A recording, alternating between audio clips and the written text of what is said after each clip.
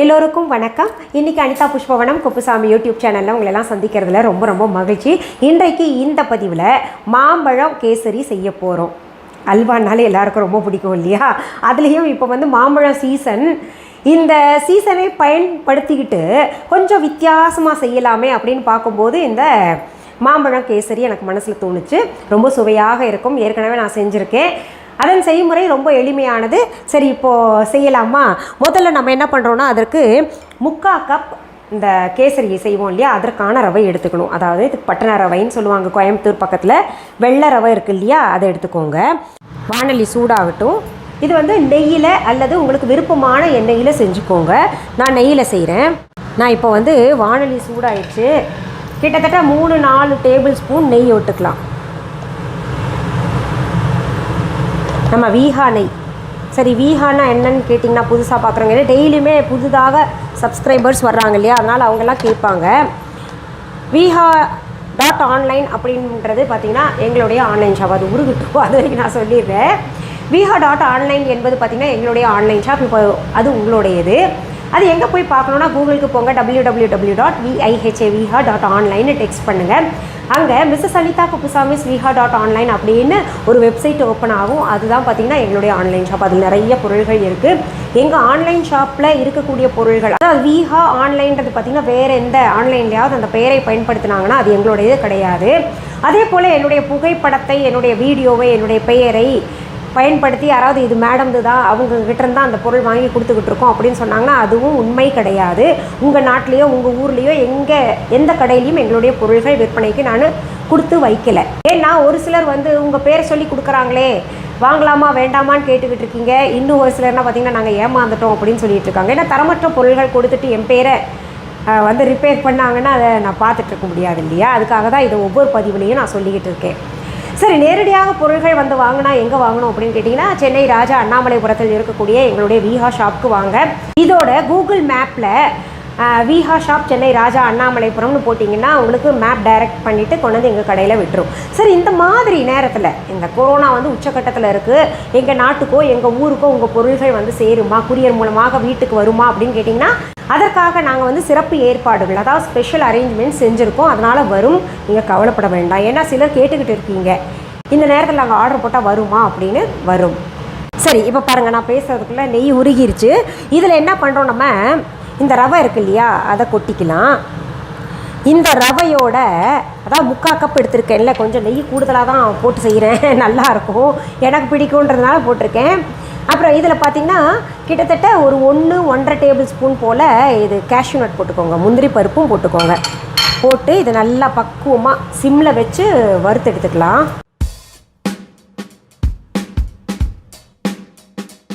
இப்போது அது சிம்மில் வச்சுட்டேன்.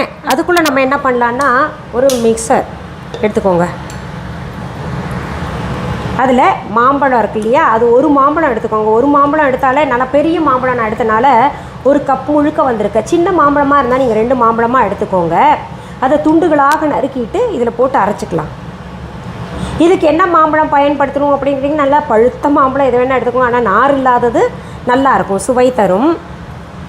இது நான் பயன்படுத்திக்கிறது பார்த்திங்கன்னா பங்கனப்பள்ளி எடுத்திருக்கேன். பங்கனப்பள்ளி, இமாம் பசந்த், அந்த மாதிரி உங்களுக்கு எந்த மாம்பழம் சுலபமாக கிடைக்குதோ அதில் நார் இருக்கக்கூடாது. எடுத்து துண்டுகள் ஆக்கிட்டு நல்லா கூழ் மாதிரி அரைச்சிக்கலாம். இப்போ இந்த மாம்பழம் பாதியாக அரைச்சிருக்கு. நான் இப்போ இதில் என்ன பண்ணுறேன், சர்க்கரை உங்களுக்கு எவ்வளோ தேவையோ அவ்வளோ போட்டுக்கோங்க. நான் கிட்ட ரொம்ப குறைச்சி சர்க்கரை சாப்பிடுவோம் நாங்கள். அதனால் ஒரு 2 டேபிள் ஸ்பூன் போல் எடுத்திருக்கேன். மாம்பழம் இனிப்பும் இருக்குது. புளிப்பாக இருந்ததுன்னா நீங்கள் நிறைய சர்க்கரை சேர்த்துக்கோங்க கொஞ்சம். இதையும் போட்டு அரைச்சிடலாம். இப்போ பாருங்கள், ரவா நல்லா செவக்க வறுத்தாச்சு. நல்ல மணம் வரும், ஒரு மாதிரி வறுத்த மணம் வரும். அந்த நெய் கூட சேரும்போது இன்னும் அப்படியே சாப்பிட்லாம் போல் இருக்கும், எதுவுமே சேர்க்காம.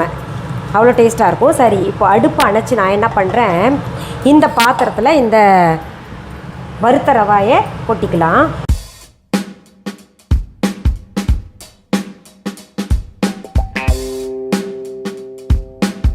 இப்போ நம்ம என்ன பண்ணலாம், ஒரு தாளிப்பு கரண்டி வச்சு அதில் கொஞ்சம் நெய் ஊற்றிட்டு அதில் இந்த கிஸ்மிஸ் இருக்கு இல்லையா, காஞ்ச திராட்சை, அதை கொஞ்சம் வதக்கி எடுத்துக்கலாம்.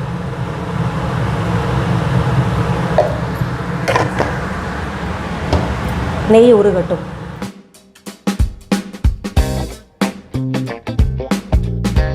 இப்போ இந்த திராட்சை இருக்கு இல்லையா, அதையும் இதில் கொட்டிடுங்க. வறுத்த ரவையில் கொட்டிக்கணும். அடுத்தது என்ன பண்ணுறீங்க, இந்த அரைச்சி வச்சுருக்கோம் இல்லையா மாம்பழக்கூழ், இதையும் இதில் ஊற்றிக்கணும்.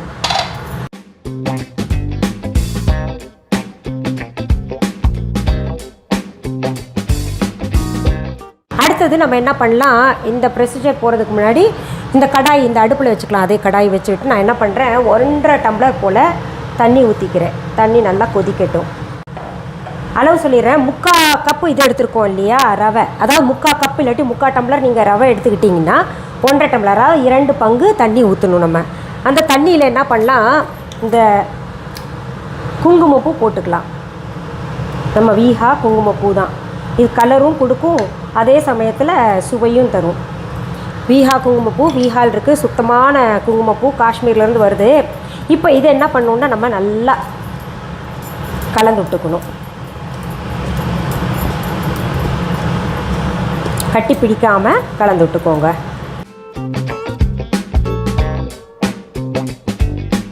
பாருங்கள், கட்டி பிடிக்காமல் கலந்தாச்சு. இப்போ இதில் நான் சர்க்கரை பார்த்தேன், மாம்பழம் கொஞ்சம் புளிக்கிறதுனால இப்போ இதில் சர்க்கரை கம்மியாக இருக்குது, மாம்பழம் லைட்டாக புளிக்குது. அதனால் நான் என்ன பண்ண போகிறேன், இந்த தண்ணியிலேயே கொஞ்சம் சர்க்கரை சேர்க்க போகிறேன். ஒரு 4 டீஸ்பூன் போல் சர்க்கரை சேர்த்துக்கிறேன். மாம்பழம் புளிக்குது, அந்த புளிப்பு எடுக்கிறதுக்காக. தண்ணி நல்லா கொதிக்குது. அடுப்பை சிம் பண்ணிவிட்டு நீங்கள் என்ன பண்ணுங்கள், இந்த ரவா மாம்பழம் மிக்சர் இருக்கு இல்லையா, அதை போட்டு கட்டி பிடிக்காமல் கலந்து விட்டுறணும்.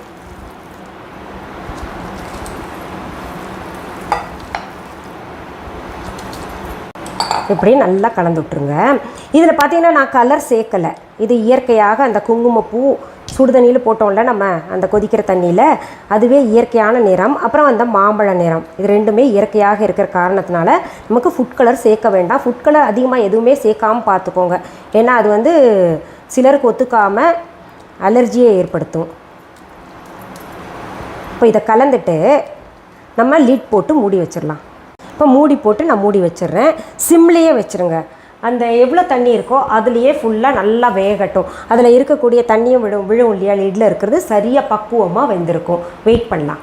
இப்போ பாருங்கள், பக்குவமாக ஆயிருக்குங்க. இதில் நான் இப்போ என்ன பண்ணுறேன், ஏலக்காய் வந்து எப்போவுமே நான் தட்டி வச்சுருப்பேன், கொஞ்சம் அதிகமாகவே ஏலக்காய் பொடி சேர்த்துக்கிறேன். இதை நல்லா கலந்து விட்டுறலாம்.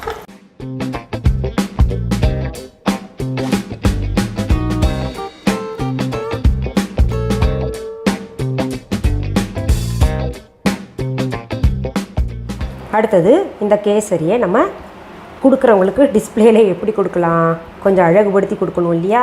இப்போது நம்ம கேசரி பண்ணியாச்சு, அழகாக டிஸ்பிளேவும் பண்ணிடலாம். இப்போ இதை கார்னிஷ் பண்ணி நம்ம கொடுக்கலாம்.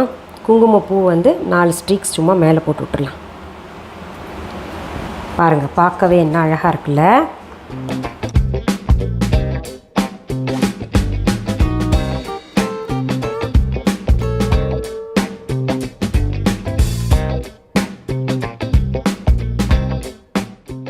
இப்போ பாருங்கள், இந்த மாம்பழம் கேசரி நல்ல மாம்பழ மணமும் இருக்குது, கேசரி மணமும் சேர்ந்ததுன்னா ஆஹா, கூடுதலாக சாப்பிடுவோம். நம்ம சாதாரண கேசரியை காட்டிலும் இது நல்லாயிருக்கும்.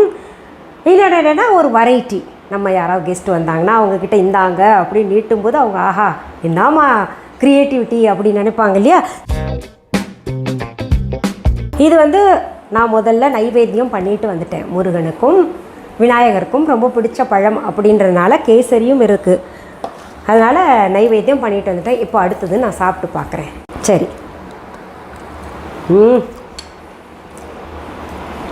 அதாவது நம்ம எசன்ஸ் சேர்க்கிறத விட இது போல் இயற்கையாக பழங்கள் சேர்த்து செய்யும்போது அதனுடைய சுவையே தனி. அதனால் இதில் பார்த்திங்கன்னா மாம்பழம் டேஸ்ட்டும் வருது, அந்த கேசரியும் சேர்ந்து ரொம்ப நல்லா பிரமாதமாக நெய்யெல்லாம் சேர்ந்து. ரொம்ப டெம்ப்ட் பண்ண வேண்டாம் உங்களை. நீங்கள் செய்து சாப்பிட்டு பார்த்துட்டு கமெண்ட் பாக்ஸில் கமெண்ட் பண்ணுங்கள். மீண்டும் அடுத்த பதிவில் வேறு ஒரு நல்ல தலைப்போடு உங்களை எல்லாம் சீக்கிரத்தில் சந்திக்கிறேன். அது வரைக்கும் நன்றி, வணக்கம். அன்பான வாடிக்கையாளர்களே, உங்கள் விஹா ஸ்டோரில் பூஜை பொருட்கள், சிலைகள், ராசிக்கற்கள், வாஸ்து பொருட்கள், விதைகள், பாரம்பரிய அரிசி வகைகள், சிறுதானியங்கள், ஆர்கானிக் பொருட்கள், மூலிகை எண்ணெய், மளிகை பொருட்கள், மரச்செக்கு எண்ணெய், மரப்பொருட்கள், வெள்ளி ஆபரணங்கள், கிஃப்ட் ஆர்டிகல்ஸ், காட்டன் மற்றும் பட்டு புடவைகள், காட்டன் சுடிதார்கள், பட்டு பாவாடை, குழந்தைகளுக்கான விளையாட்டு பொருட்கள், ஹை குவாலிட்டி இமிடேஷன் நகைகள், வீட்டு உபயோக பொருட்கள், ஜூட் பேக்ஸ், ஹேண்ட்மேட் சோப்ஸ், அழகு சாதன பொருட்கள், சிறுதானிய பிஸ்கெட்டுகள், ஹோம் அப்ளையன்சஸ், இன்னும் பற்பல பொருட்கள் விற்பனைக்குள்ளது.